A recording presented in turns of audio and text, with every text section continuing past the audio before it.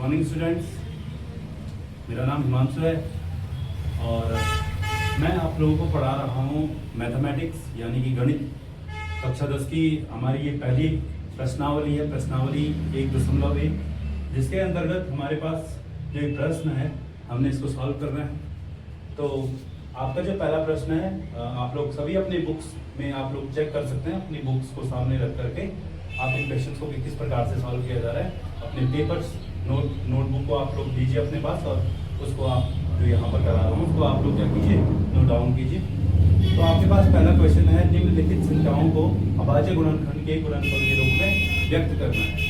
तो बच्चों ये हमारे पास जो एक कक्षा 10 की एक्सरसाइज 1.1 यानी प्रश्नावली 1.1 का जो पहला प्रश्न है, इसमें हमने क्या करना है, जो हमारे पास क्वेश्चन दे रखे हैं इनको हमने क्या करना है, अभाज्य गुणनखंड के रूप में क्या करना है, बदलना है। तो आप सभी को बताया अपनी छोटी कक्षाओं में लॉसपा मौसपा क्या है, उसी का एक छोटा सा यहाँ पे हम रूप देखने जा रहे हैं। हमको बोला जा रहा है कि हमने क्या करना है, 140 का क्या करना है, अभाज्य गुणनखंड निकालना है। तो हम बहुत सिंपल तरीके से, बहुत साधारण तरीके से, जैसे हम संख्याओं का मौसपा निकालते थे उसी प्रकार से हमने क्या करना है, 140 का क्या करना है, अभाज्य गुणनखंड करना है। अब देखिए इस संख्या की इकाई स्थान पर क्या है, 0 है। और हम सभी को बताया जिन संख्याओं की इकाई स्थान पर क्या रहता है, 0 रहता है, 2 रहता है, 4 रहता है, 6 रहता है और 8 रहता है। तो ये सभी संख्याएं क्या हो जाती हैं, 2 से विभाजित हो जाती हैं। तो इस संख्या को हम 2 से विभाजित करेंगे और आपको बताइए 14, तो ये हो जाएगा 2 सता 14 और फिर इस 0 को हम ऐसे ही नीचे क्या कर देंगे, उतार देंगे। इसी प्रकार से फिर से हमारे पास संख्या आई है 70 और 70 फिर से आपको बताया ये 2 से विभाजित हो जाएगी। तो यहाँ पे आ जाएगा आपका 2 और ये हो जाएगा 2 3 6, एक बचेगा, पीछे बन जाएगा ये 10। आप लोग ढंग से देखें, ये यहाँ पर मैं कर रहा हूँ 2 3 6, आपके पास एक बच रहा है इसका और एक और ये 0 मिलकर बन रहा है 10। तो ये बन रहा है 10, तो 2 का पहाड़ा हम पढ़ेंगे तो 2 पंजा कितना होता है, 10। अब बच्चों ये 2 से तो अब जाएगा नहीं, क्योंकि इकाई स्थान पर क्या होना चाहिए, 0 2 4 6 8 होना चाहिए। अब तो ये 2 से तो जाएगा नहीं, कहीं 3 से जा रहा है। 3 से जाने के लिए हम क्या चेक करेंगे, इन दोनों संख्याओं के अंकों को जोड़ेंगे।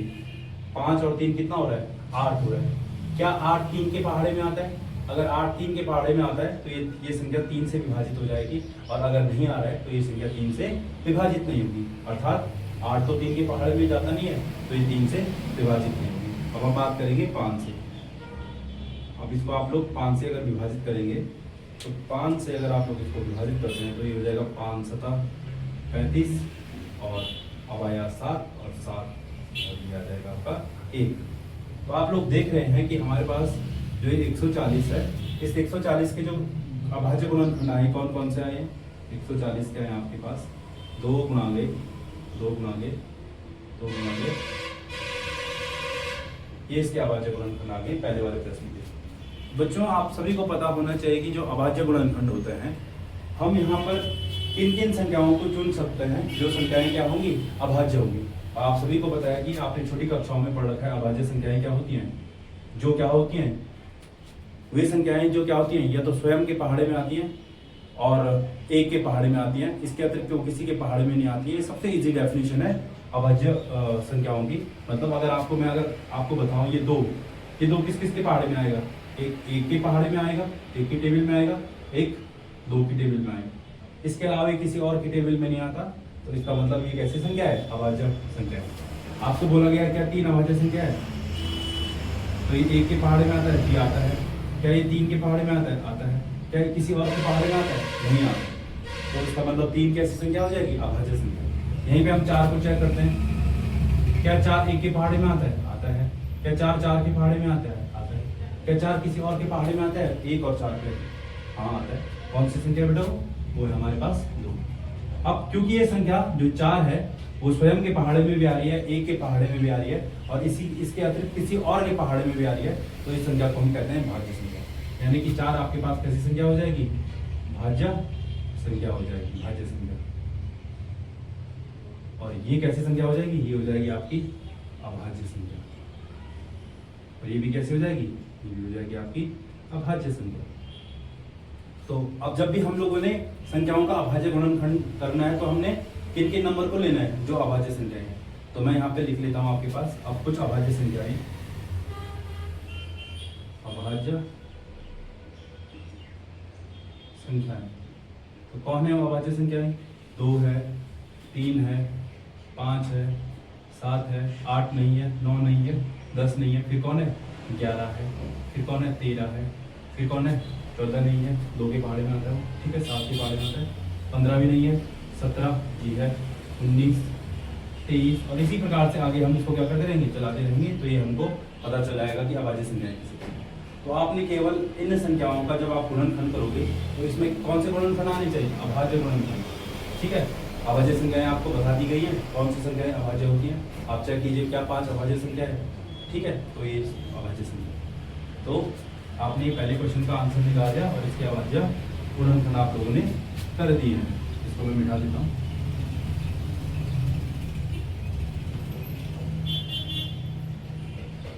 आप लोग इसको अपनी कॉपी में डाल दीजिए, ठीक है। यहाँ पे आपका 35। अब आपके पास आता है 156। क्वेश्चन नंबर जो 2 है वो है आपके पास 156। अब फिर से देखेंगे इकाई स्थान पे क्या है? 6 है, तो 2 से करेंगे। तो ये 15 है, 15 में तो जाता नहीं है, 2 7 14, 1 बचेगा, पीछे 16 बन जाएगा, 2 8 16। फिर हमने इसको 2 से फिर से करेंगे, 7 में जाएगा नहीं पूरी बार, तो 2 3 6। आपके पास कितना बचेगा? 1 बचेगा और पीछे बन जाएगा 18, तो ये हो जाएगा आपका 2 9 18। अब ये 2 से जाएगा, ये 2 से नहीं जाएगा। चेक करते हैं क्या 3 से जाएगा? 9 और 3 कितना होता है? 12 होता है, और 12 3 के पहाड़े में आता है। तो जो संख्याओं का योग 3 के पहाड़े में आता है तो वो संख्या भी क्या हो जाएगी? 3 से विभाजित हो जाएगी। 3 से करेंगे, 3 एकम 3, पीछे 9 है, तो ये बन जाएगा 13। और आपको बताइए जो 13 है वो किससे डिवाइड होगा? 13 से डिवाइड होगा। तो हमने निकाले 156 के अभाज्य गुणनखंड 2 गुणा गए 3 गुणा गए 13। तो ये आए आपके 156 के अभाज्य गुणनखंड। आप इसको नोट डाउन कीजिए अपनी कॉपी में।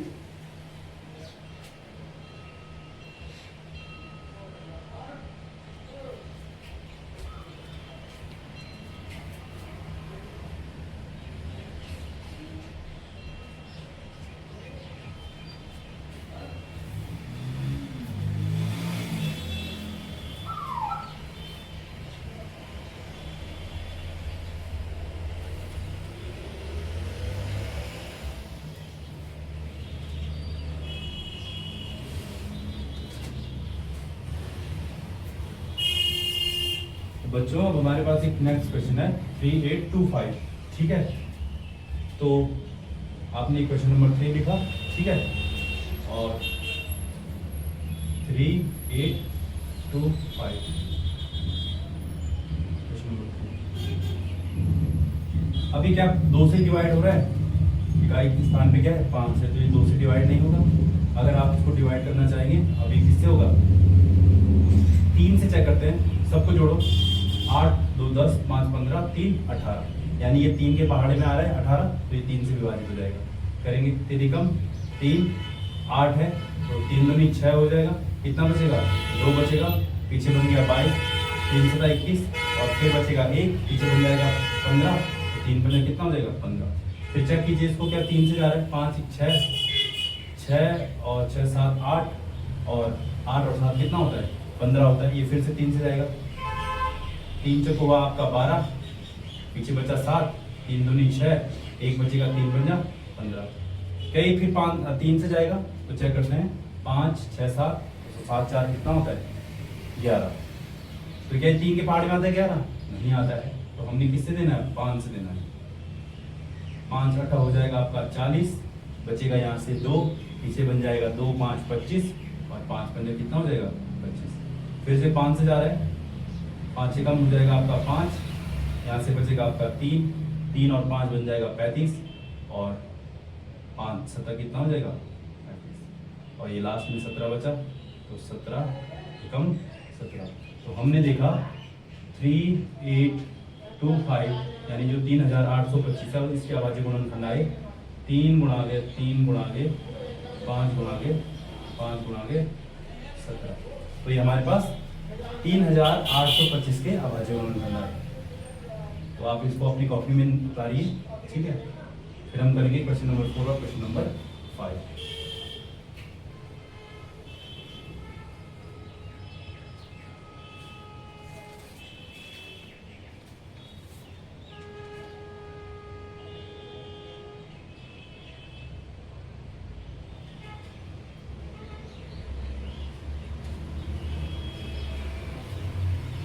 बच्चों आप लोगों ने एक क्वेश्चन कर लिए होंगे, अब हम करेंगे अपना नेक्स्ट क्वेश्चन।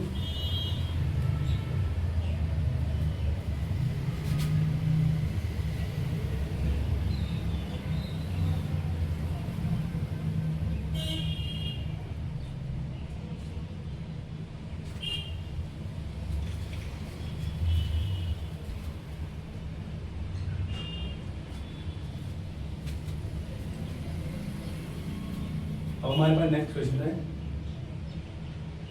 500/5005। इसके बाद जब हम करेंगे तो बच्चों आप देख रहे होंगे कि 5 5 होता है 10, तो ये तो 3 के पहाड़े में नहीं जा रहा, 2 के पहाड़े में भी नहीं जा रहा। अब चेक करेंगे इसको 5 के पहाड़े, 5 5 एकम 5, 0 0 और 1। अब ये देखो 5 के पहाड़े में अब जाएगा नहीं। अब चेक करेंगे 7 से, 7 एकम हो जाएगा आपका 7, कितना बचेगा 7 अगर आया है तो 3 बचेगा, पीछे हो जाएगा 30, 7 चौको 28, यहाँ से बचेगा 2 और पीछे बन गया 21, तो हो जाएगा 7 या 21। अब आ गया ये आपका 143, और हमको पता है 143 आपका जो होगा वो 11 के पहाड़े में आराम से आ जाएगा। 11 एकम 11 और कितना बचेगा यहाँ से 3 बच रहा है, यहाँ से पीछे बन गया 33, तो ये बन गया 13। तो हमने देखा बेटा कि जो आपका 5005 है उसके जो अभाज्य गुणनखंड आएंगे वो आएंगे 5 गुणा के 7 गुणा के 11 गुणा के 13।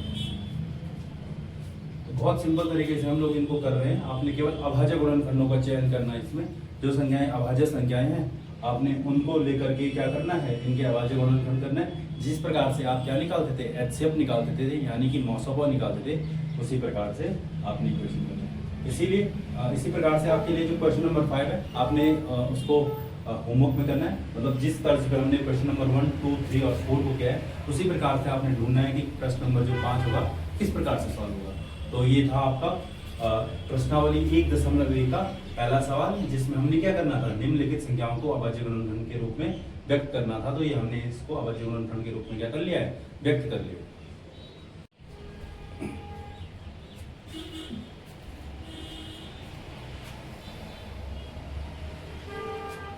तो बच्चों इसी क्रम में हमारे पास प्रश्न एक्सरसाइज 1.1 का दूसरा क्वेश्चन है, जिसमें हम करेंगे पूर्णांकों के निम्नलिखित युग्मों के एचसीएफ व एलसीएम ज्ञात कीजिए और इनकी जांच कीजिए कि जो आपका एलसीएम आया और एचसीएफ आया वो क्या सही है या गलत है। तो आपको सबसे पहले मैं एक बहुत छोटे एग्जाम्पल के साथ समझाता हूँ, फिर हम अपनी जो ये एक्सरसाइज के क्वेश्चन है उनसे हम लोग आगे बात बढ़ेंगे। तो आप लीजिए एक संख्या 2 और एक संख्या लीजिए आप लोग 8, ठीक है। तो आपने क्या करना है, इन संख्याओं का एलसीएम निकालना है, एचसीएफ निकालना है और फिर जांच करनी है कि ये जो आपका एलसीएम आया है वो एचसीएफ आया है क्या सही आया है या गलत आया है। तो सबसे पहले आप 2 के क्या निकालेंगे, एचसीएफ निकालेंगे, 2 का मौसोपा निकालेंगे तो क्या हो जाए 2 एकम 2। अगर आप 8 का निकालेंगे तो क्या हो जाएगा 2 चौको 8, 2 दूनी 4 और 2 एकम 2। हम देखते हैं कि आपने जो अगर आप लोग यहाँ से ये तो आपका एचसीएफ निकलेगा, ये 2 आया और ये आपका 8 आया, तो इसके गुणनखंड बने 2, 8 के गुणनखंड आए 2 गुणा के 2 गुणा के 2। तो इसका जो एचसीएफ आएगा, एचसीएफ कितना आएगा इसका, देखिए जो दोनों में कॉमन है, दोनों में कॉमन कौन है 2, तो इसका एचसीएफ कितना आया 2 आया। और अगर आप इसका एलसीएम निकालते हैं, यानी 2 और 8 का एलसीएम निकालते हैं, तो 2 और 8 का जो एलसीएम हो जाएगा ये हो जाएगा 2 एकम 2, 2 चौको 8, 2 से 2 एकम, ये 1 का तो 1 रहेगा, 2 दूनी 4 और 2 से 1। तो जो आपके 2 और 8 का जो आपका एलसीएम है वो कितना आता है 2 दूनी 4 दूनी 8। एलसीएम कितना इसका आता, 2 गुणा के 2 गुणा के 2, तो 2 दूनी 4 दूनी 8। तो हमारा 2 और 8 का जो एलसीएम था वो आया 8 और 2 और 8 का जो मौसोपा था यानी एचसीएफ था वो आया आपका 2। और इनके बीच में आपने देखना बेटा कि हमारे पास संख्याएं क्या कौन कौन सी थी 2 और 8। इनका एलसीएम क्या आया हमारे पास, एलसीएम और एचसीएफ आए 2 और 8। तो अगर हम लोग चेक करें दोनों संख्याओं को अगर आपस में गुणा करेंगे तो 2 8 कितना होता है 2 8 होता है आपका 16। ठीक है, मतलब जिन संख्याओं का हमने एचसीएफ और एलसीएम निकाला था उनको गुणा करके उसका आंसर कितना आ रहा है, 16 आ रहा है। इसी प्रकार से आपका जो इन दो संख्याओं का एचसीएफ आया, एचसीएफ क्या है हमारे पास 2 और एलसीएम कितना आया 8। अगर आप एचसीएफ और एलसीएम को गुणा करेंगे तब भी इनका आंसर कितना आएगा, 8 दूनी 16। तो हमने यहाँ पर पाया कि दोनों संख्याओं को गुणा करने पर उतना ही आता है जितना उनके एचसीएफ और एलसीएम यानी उनके मौसों और लॉसों को गुणा करके आता है। तो हमने यहाँ पर ये चीज सीखी कि किन्हीं भी दो संख्याओं का गुणनफल यानी दोनों संख्याओं को गुणा करके वही नंबर आता है जितना उनके एचसीएफ और एलसीएम को गुणा करके हमको मिलता है। तो इसी के तर्ज पर हम क्या करेंगे बेटा, इसी के मतलब इसी जैसे हमने क्वेश्चन किया है वैसे हमने क्वेश्चन नंबर 1, क्वेश्चन नंबर 2 और क्वेश्चन नंबर 3 को क्या करना है, आगे सॉल्व करना है।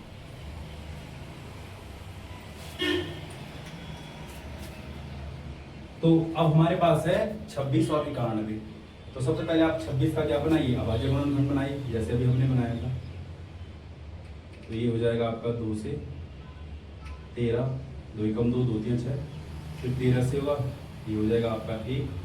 और अगर आप 91 का करना चाहोगे तो ये हो जाएगा आपका 2 से तो जाएगा नहीं, 3 से चेक करेंगे 3 से जाएगा नहीं, 3 से भी शायद जाएगा नहीं क्योंकि 9 और 1 10 होता है तो 3 से तो जाएगा नहीं।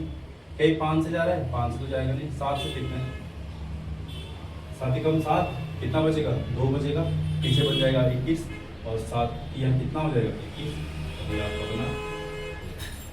तो अगर हम चेक करें कि 26 और जो आपका 91 है, 26 को हम क्या लिख सकते हैं 2 गुणा के 13 और 91 को कितना लिखेंगे 7 गुणा के 13। तो हम देखेंगे अगर हमने यहाँ से एचसीएफ निकालना है, मौसम और निकालना है तो इन दोनों में कॉमन क्या है 13 कॉमन है, तो इसका एचसीएफ कितना हो जाएगा 13 हो जाएगा। और यही हम इसका क्या निकालते हैं, एलसीएम निकालते हैं। तो हमने यहाँ पे निकाला 26 और 91 का क्या निकाला, एलसीएम निकाला। तो सॉल्व करो, ये 2 से होगा पहले, 2 एकम 2 और 2 3 6। 91 में तो ज़्यादा नहीं है तो 91 को ऐसे रखेंगे हम। फिर हम चेक करेंगे, अब ये सिर्फ 7 से जाएगा, 13 ऐसे रहेगा और 7 एकम 7 3 7 एकम 7 बचा, 2 बचेगा यहाँ पर, पीछे 21 हो जाएगा, 7 या 21। अब ये किससे जाएगा 13 से। अब इसका एलसीएम देखो, इसका एलसीएम कितना आया 2 गुणा के 7 गुणा के 13। तो अगर आप इसको सॉल्व करेंगे तो 13 से तक कितना होता है 91 और 91 दूनी कितना हो जाएगा 2 एकम 2 और 2 9 18 182 कितना हो जाएगा ये 182। अब हमने चेक करना है कि क्या हमारा आंसर सही आया या गलत आया। तो हमारे पास संख्याएं क्या थी, हम एक बार नंबर्स को लिख लेते हैं। हमारे पास जो नंबर्स हैं, जो संख्याएं हैं वो कौन कौन सी हैं, वो है 26 और 91। और इनका जो एलसीएम आया है और एचसीएफ आया है इन दोनों को गुणा कीजिए। एचसीएफ और एलसीएम को अगर आप लोग गुणा करते हैं तो हमारे पास आता है एचसीएफ हमारी यानी जो हमारे पास मौसम है वो आया 13, एलसीएम आया आपके पास 182। तो अगर आप इन दोनों को सॉल्व करेंगे तो आप पाएंगे, जब आप इन दोनों को सॉल्व करेंगे यहाँ पे अलग से आपको सॉल्व कीजिए 26 और आपका 91। तो ये हो जाएगा आपका 1 छका 6, 1 दूनी 2 और ये हो जाएगा 9 से 6 9 54 और 9 दूनी 18 और 18 और 5 होता है आपका कितना 23। जोड़िए इसको 6 4 5 6 3 और 2। तो दोनों संख्याओं को गुणा करने पर कितना मिलता है हमको 2366। ठीक है, और इसी प्रकार से अगर इनके एलसीएम और एचसीएफ को अगर हम लोग गुणा करते हैं तो कितना आएगा, आप लोग इसको भी यहाँ पे सॉल्व कीजिए। ये आपके पास हो जाएगा 182 गुणा के 13, 13 दूनी हो जाएगा आपके पास 26, हासिल आएगी 2।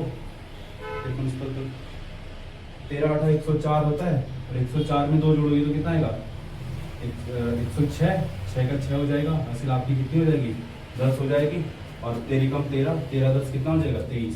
तो 13 और 182 को अगर हमने आपस में गुणा किया तो इसका आंसर कितना आ गया 2366। तो अगर हम यहाँ पे देखेंगे तो ये आंसर कितना है 2366। तो हमने देखा इसका एलसीएम और एचसीएफ हमने अलग अलग निकाला। इसका एलसीएम आया 13 और इसका एलसीएम आया 182। ठीक है, तो हमने दोनों संख्याओं को गुणा किया 26 और 91 का आया 2366 और एचसीएफ और एलसीएम को गुणा किया वो भी कितना है 2366। तो हम लोग यहाँ पर इस बात को समझते हैं कि दो संख्याओं का को गुणा करके उतना ही हमको मिलता है जितना उनके एचसीएफ और एलसीएम को गुणा करने पर मिलता है। तो प्लीज आप इसको अपनी कॉपी में उतारिए, ठीक है। इसी के तर्ज पे हमने क्वेश्चन नंबर 2 और क्वेश्चन नंबर 3 को करना है।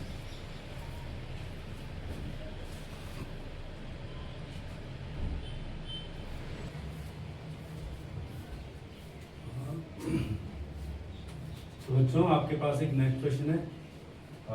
हम इसी तर्ज पे जैसे हमने पहला क्वेश्चन किया था उसी की तरह हम क्वेश्चन नंबर 2 को सॉल्व करने का प्रयास करेंगे। आपके पास है 510, आपने इसका एचसीएफ निकालना है 52, ठीक है।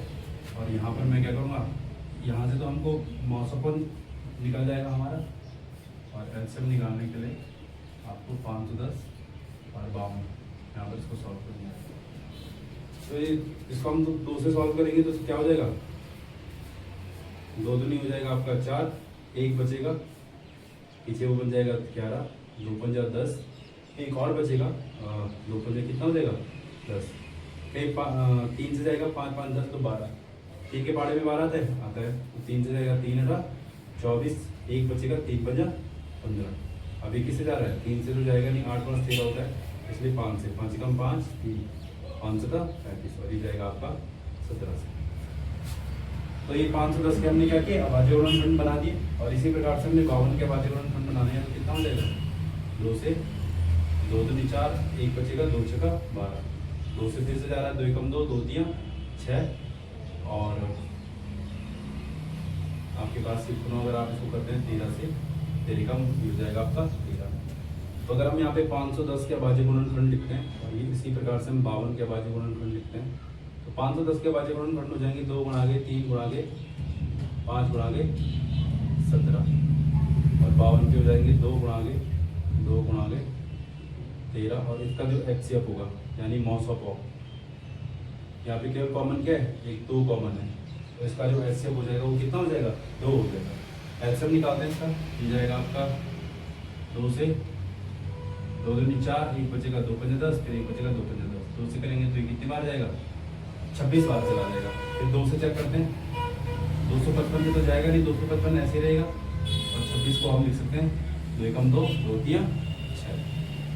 अब आप लोग फिर इसको किससे करेंगे, आप लोग इसको चेक करेंगे किससे, 5 से। तो ये आपका 5 आपका है, ये कितना है 555, 3 से जा रहा है, शायद 3 से भी जा रहा है, ठीक है ना। पहले 3 से कर लेंगे इसको, 3 × 24 कितना बचेगा 1, 3 पंजा 15, और 13 को हमने ऐसे लिख लिया। फिर अब ये 5 से जाएगा, 5 कम 5 5 से 35, ठीक है, और ये 13 का आपका ऐसे, फिर से 13 से जाएगा 17 ऐसे आएगा, 13 कम 13, और 17 से जाएगा 17 कम 17 17। अब जिसका एलसीएम हो जाएगा, एलसीएम बराबर हो जाएगा 2 × 2 × 3 × 5 × 13 × 17।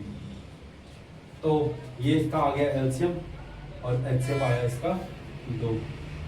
एलसीएम को हमने मल्टीप्लाई करना है, ठीक है। तो ये मल्टीप्लाई करके जितना आएगा वो हमारा क्या बन जाएगा, एलसीएम बन जाएगा। तो चेक करते हैं, ये आपका 2 दूनी 4, 4 तियां 12, 12 पंजा कितना हो जाएगा 60, यहाँ पे आएगा आपका 60, और 13 और 17 को अगर आपस में गुणा करें तो 17 24 17 51 का आ जाएगा आपका 1, और 17 कम 17 और 5 होगा आपका 22।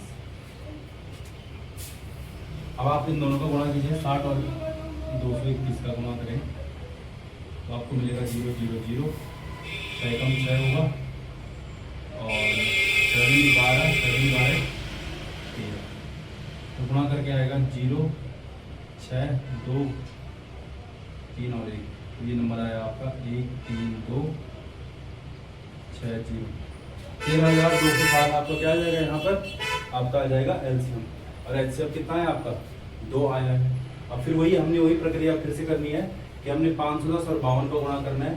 तो 510 और 52 का गुणा करने पर हमको उतना ही मिलेगा, 510 और 52 जो कि हमारे पास 2 संख्याएं हैं, उनको गुणा करने पर उतना ही हमको मिलने वाला है जितना एलसीएम और एचसीएफ को गुणा करने पर मिलेगा। तो यहाँ पे आएगा आपका एचसीएफ इंटू एलसीएम, तो एचसीएफ आपका हो जाएगा 2 और एलसीएम हो जाएगा 13260। तो आप अगर आप इसको गुणा करें, और हम यहाँ पे अलग से इसको क्या कर लेते हैं कि आप इसको गुणा कीजिए यहाँ पर, ठीक है। और देखिए क्या ये आंसर सही आ रहा है कि नहीं आ रहा है। तो ये आपका आएगा 510 गुणा 52। तो 2 0 का 0, 2 एकम 2, 2 पंजा 10, और 5 0 का 0, 5 एकम 5, और 5 पंजा 0, 2 5 5 1 6 हो जाएगा, और ये 2। तो इसको गुणा करने पे आ रहा है 26520, ठीक है। हमने 510 और 52 का गुणा किया, तो हमारे पास जो आंसर आ रहा है वो आ रहा है आपके पास 26520। तो ये तो दोनों संख्याओं को गुणा करने पर हमको अपना आंसर मिलता है। इसी प्रकार से इनके एलसीएम और एचसीएफ को अगर हम लोग गुणा करते हैं तो क्या हमको यही नंबर मिलता है, तो ये हमने देखना है। तो हमारे पास एलसीएम और एचसीएफ कितना था, हमारे पास एलसीएम था इसका 1 3 2 6 0, और एचसीएफ आपका कितना निकला था, गुणा कीजिए 2 कम 2 0 का 0, 2 6 का 12, हासिल 1, 2 दूनी 4, और 1 कितना हो जाएगा आपका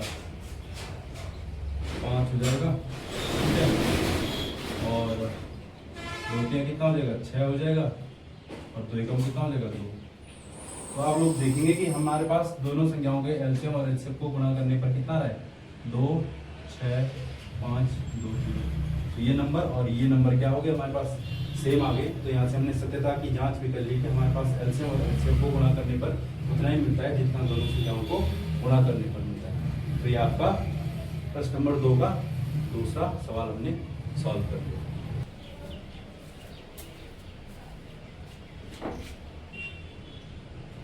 तो बच्चों फिर इसी प्रकार से हम क्या करेंगे, अपना क्वेश्चन नंबर 3 को सॉल्व करेंगे। तो ये हो जाएगा आपके पास 336 हो जाएगा ये, ठीक है। और आप इसको अगर 2 के साथ अगर करेंगे तो 2 एकम 2, यहाँ से 1 बचेगा, पीछे बन जाएगा 13, 2 6 का 12, फिर से 1 बचेगा, पीछे बन जाएगा 16, तो 2 8 16। फिर ये जा रहा है आपका 2 से, 2 8 आपका है 16, और 2 चौको 8। पुनः आप इसको 2 के साथ कीजिए, 2 चौको 8, और 2 दूनी 4। फिर 2 से जा रहे हैं 2 एकम 2, सॉरी 2 दूनी 4, और 1 बचेगा 2 एकम 2। अब 21 2 के साथ जाएगा नहीं, अब इसको हम क्या करेंगे, अब पुनः हमने इसको किसके साथ करना है, अब हमने देना है इसको 3 के साथ, ठीक है। 3 से इसको देंगे तो 3 कितना हो जाएगा 3 7 21, और ये फिर इसको 7 से देंगे तो कितना हो जाएगा 7 एकम 7। तो ये बना आपके पास 316 के अभाज्य गुणनखंड। एक बार फिर से देखेंगे, 2 एकम 2, आपका बचेगा 1, 2 6 का 12, 1 बचेगा 16 बन जाएगा, 2 8 16। पुनः 2 के साथ देंगे, 2 8 16, 2 चौको 8। फिर से हमने 2 के साथ दिया तो ये बना 2 दूनी 4, सॉरी 2 चौको 8, और 2 दूनी 4। फिर इसको 2 के साथ दिया, 2 दूनी 4, और 2 एकम 2 हुआ, 3 से दिया, और फिर 7 के साथ हमने इसको दिया। आपके पास इसी प्रकार से आपने 54 का एचसीएफ निकालना है। तो हो जाएगा आपका 2 से, 2 दूनी 4, 1 बचेगा, पीछे बन जाएगा 2 7 14। फिर 3 से जा रहा है, 3 9 हो जाएगा आपका 27, पुनः 3 से जा रहा है 3 3 9, फिर 3 से जा रहा है 3। तो ये 336 और 54 का जब हम अभाज्य गुणनखंड किया तो हमने 336 में पाया हमारे पास आ रहा है 2 गुणा के 2 गुणा के 2 गुणा के 2 गुणा के 3 गुणा के 7, ठीक है। और इसी प्रकार से जो 54 है उसका जो आंसर आ रहा है वो आ रहा है 2 गुणा के 3 गुणा के 3 गुणा के 3। तो हम पाते हैं कि इनमें कॉमन क्या है, एक तो इसमें 2 कॉमन है, एक इसमें क्या है 3 कॉमन है, क्या इसके अलावा कुछ और कॉमन है नहीं है। तो इसका जो एचसीएफ हो जाएगा आपका 2 गुणा के 3, यानी कि ये हो जाएगा आपका कितना 6 हो जाएगा। इसी प्रकार से आपने क्या करना है, इन दोनों का क्या निकालना है, एलसीएम निकालना है। तो यहाँ पे हम निकालते हैं इसका एलसीएम, ये हो जाएगा आपका 336, और ये आया आपका 54। 2 के साथ देंगे, 2 एकम 2, 2 6 का 12, 2 8 16।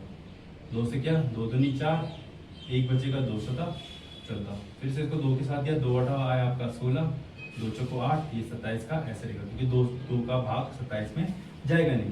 पुनः हमने 2 से दिया इसको, 2 चौको 8, और 2 दूनी 4, 27 फिर ऐसे ही रहेगा। फिर हमने 2 से दिया, 2 दूनी 4, 2 एकम 2, 27 आपका ऐसे रहेगा।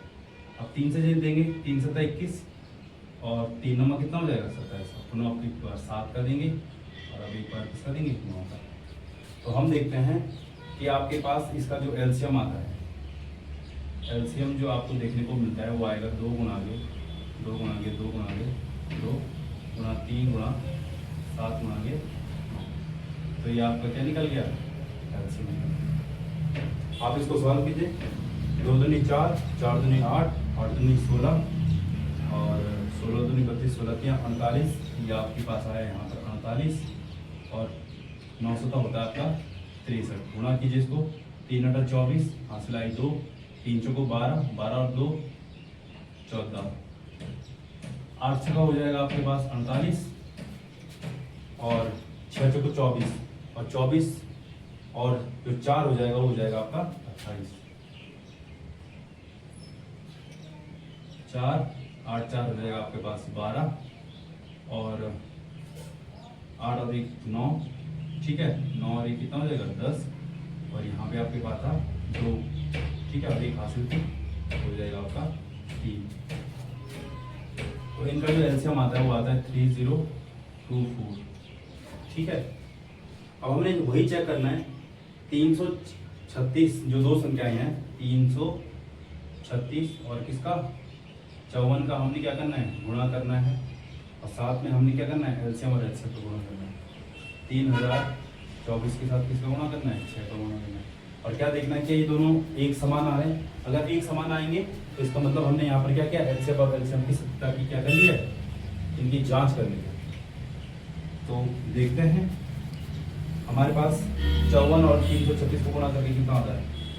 तो ये 336 और ये आपके पास आ गया 54। तो 4 छक्का 24 हासिल 2, 4 3 12, 12 2 हो जाएगा आपका 14 और 4 3 12 और 12 और 1 कितना हो जाएगा 13।